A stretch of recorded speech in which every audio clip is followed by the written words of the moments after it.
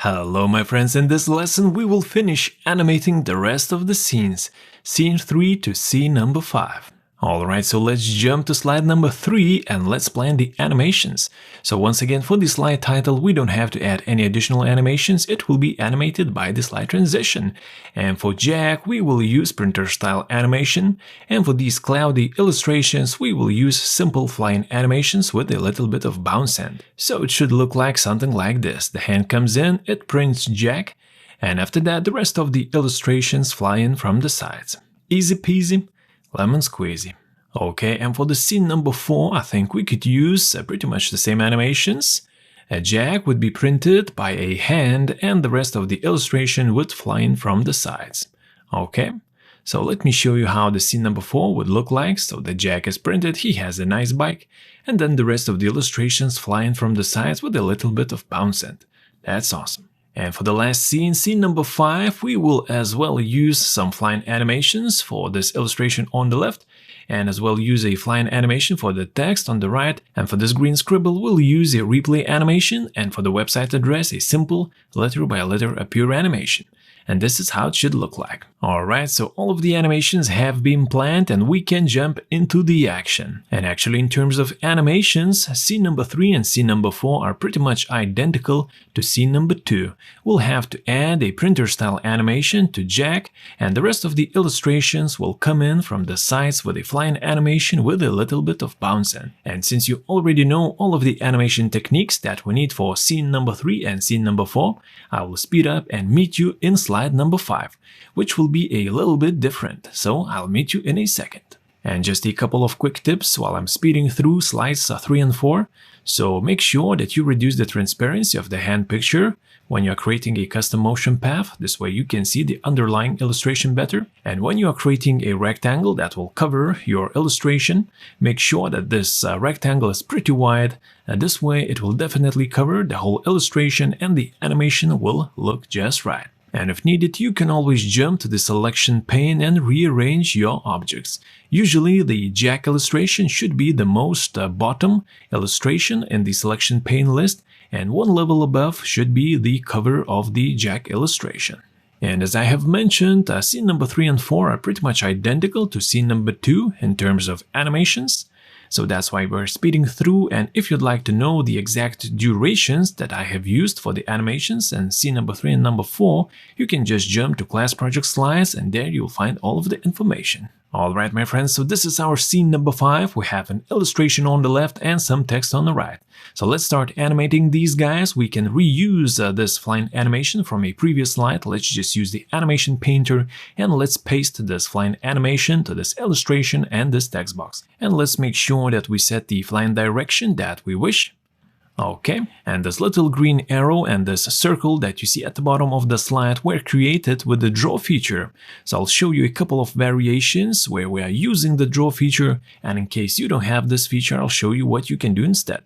So first, let's use the draw feature. Let's go to draw, let's pick a marker, choose your favorite color, pick a thickness, and now let's just draw an arrow with our mouse.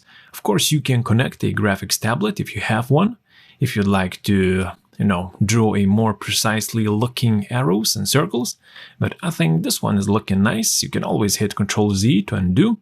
Okay, and now we can select these green guys. Let's go to animations and let's add a replay animation. And now PowerPoint will be able to replay and redraw this little green arrow and the little circle. That's awesome. Let's make sure that this animation starts on click. That will be really helpful when we will be adding voiceover, and as well we can fine-tune the duration in the animation pane. Alright, and for this text box, yourwebsite.com, let's just add a simple appear letter by letter animation. Alright, and now let's check out the fully animated scene number 5. Looking good. And as you know, this green scribble was created with the draw feature, and in case you don't have the draw feature in your PowerPoint version, let me show you what you could do instead.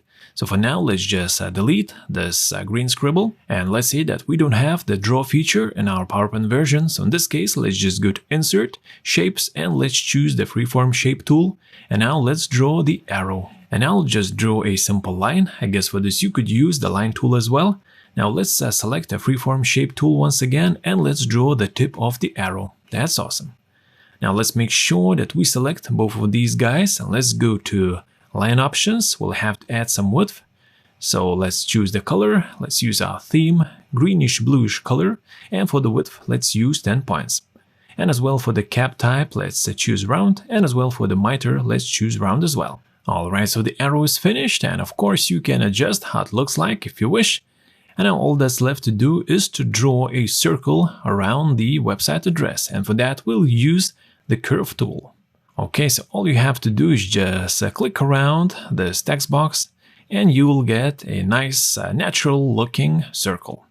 It doesn't have to be perfect. If it's a little bit shaky, it's even better. This way it looks handwritten. And now we can use the shortcut Ctrl+Shift+C to copy the style from the arrow, and let's paste it to our circle. That's awesome. However, if you wish to adjust how your handwritten circle looks like, you can always right-click and choose Edit Points. Alright, and now let's make sure that the arrow line and the arrow tip are grouped into one group. That's beautiful. And now we can apply a wipe animation to this arrow. Let's choose wipe, let's choose direction from top. Okay, for the animation duration, let's use 0.25 seconds. That's good, and let's just move it upwards a little bit in the animation pane. Alright, and for this green circle, let's select it, let's jump to animations, and let's find an animation that's called wheel. Here it is, let's select it. Alright.